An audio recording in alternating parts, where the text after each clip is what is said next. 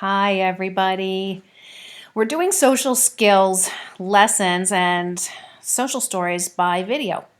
And I feel a little bit uncomfortable with it because you're not sitting here with me, but I'm really working hard on being flexible with doing things a little bit differently. Are you being flexible, doing things a little differently? I know we all have to stay home and none of us can really go do the things we like to do, and it requires extra flexibility, right? So I thought maybe what we would work on today had to do with clear communication. Because when we're with people and we communicate with them, we communicate with our words and our tone of voice. And you know this. What else do we communicate with? Our facial expression and our body language.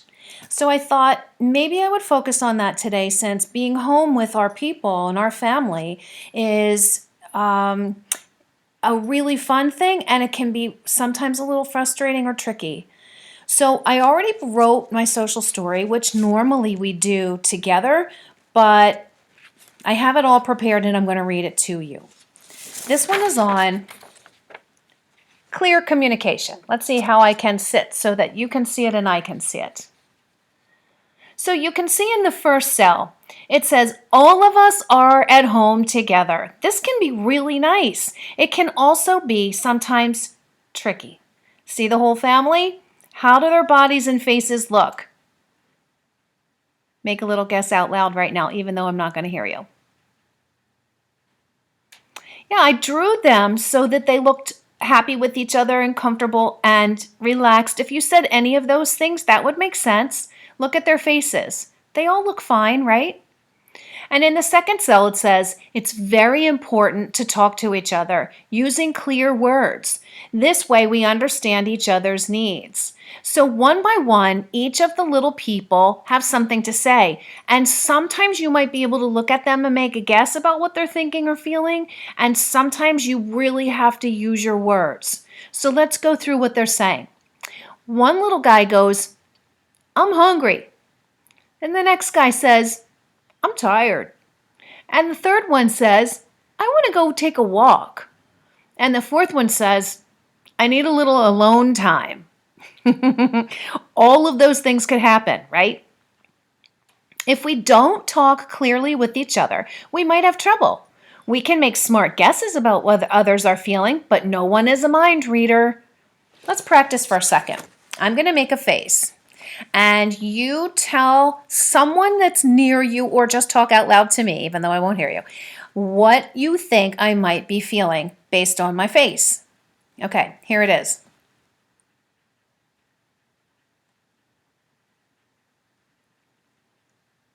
What do you think I might be feeling with a face like this? If you guessed worried or scared or nervous, yes. Let's try another one. Okay, here it is.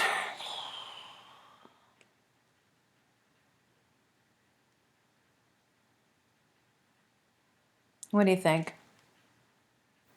I don't know. Can you tell? Listen to my voice. What do you think of my tone?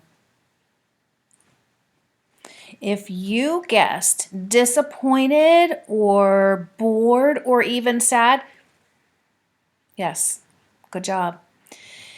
When you're making a smart guess, the really great thing to do next is to ask somebody, hey, are you upset? Or do you feel worried right now? Do you want to talk about it? That's really the best thing to do. Let's go on.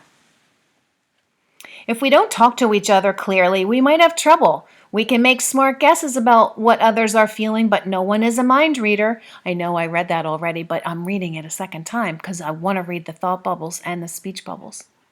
So the one guy says, "Arr." Can you see his eyebrows? I made his eyebrows to look like, something's wrong. And the next guy with his arms up, he says, he looks angry. I don't know why. What should he do? When he said, in his thought bubble, he's saying, I think he's angry, but I don't know why. What would you do next? Right. You might say, you look angry. Are you angry? That would be the easiest thing you could do in that situation. Let's go to the last cell. Remember, our faces and our bodies communicate too. Be aware of your face. Use words to share your thoughts and feelings. And check in with your family's faces and body language and words. So look at the little drawings. The one guy says, "Hey, you okay?" And the other guy says, "I'm bored." What could happen next? Maybe they'll play a game together. And the next group, the one guy says, "What's up?" And the other guy says, "That bothered me." Ooh, if somebody says, "That bothered me," what can you say back? Go ahead, say it out loud. If somebody tells you, "That bothered me," you might say, here's what I would say. I might say, "What bothered you? What happened?" Or "What did I do that bothered you?" And then you could work it out. So here's another little thing I drew. I thought maybe this would help. Clear communication techniques. What do you need? Ask politely. Here's an example. If I needed some quiet time, I might say, "Mr. Selman, I need some quiet time right now. I will come back out in 15 minutes. If I say what I need clearly and he understands me, we work it out. Here's the next one across the top. Feeling sad? Talk to your family. If I was sad, and really right now I'm only in the house with Mr. Selman, I might say, "I feel really sad right now." And he might say, "What are you sad about?" And we would talk about it. Who do you talk to in your family? I wish I could hear you giving me an answer right now, but I can see your little faces in my mind. Did someone upset you? Use an I statement. I'll give you an example of an I statement, okay? You might say, oh, here's a perfect example. I was just making a video a little while ago, and Mr. Selman came in the middle of it, and I had to stop and start again. And I looked at him, and instead of yelling or being angry, I said, "I am frustrated that you came back early.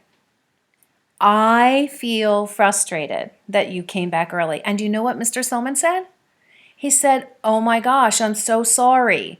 I'm so sorry you had to start again." And then it's okay. All right, what's the next one down here? Where's my finger? You have a disagreement with a brother or sister? Try a compromise.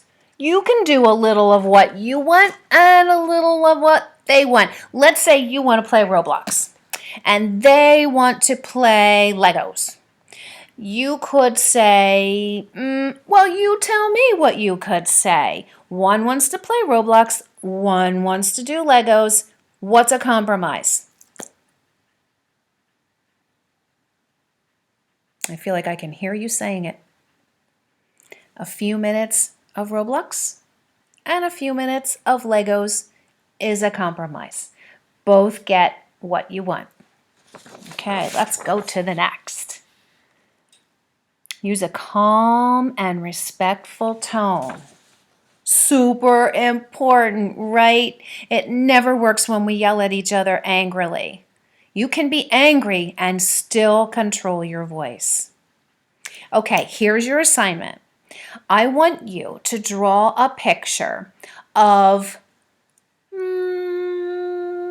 let's say, a picture of two people having clear communication with face, body language, and the words they're using. Of course, I won't hear tone when you write it, right? Draw a picture of two people with clear communication. And then have mom or dad take a picture of it and send it to me. I can't wait to see your pictures. I can't wait. Okay, I miss you all very, very much, and I'll see you in our next video. Anybody who wants to send me an email, you can send me an email. Your mom and dad have my email address. All right, bye guys.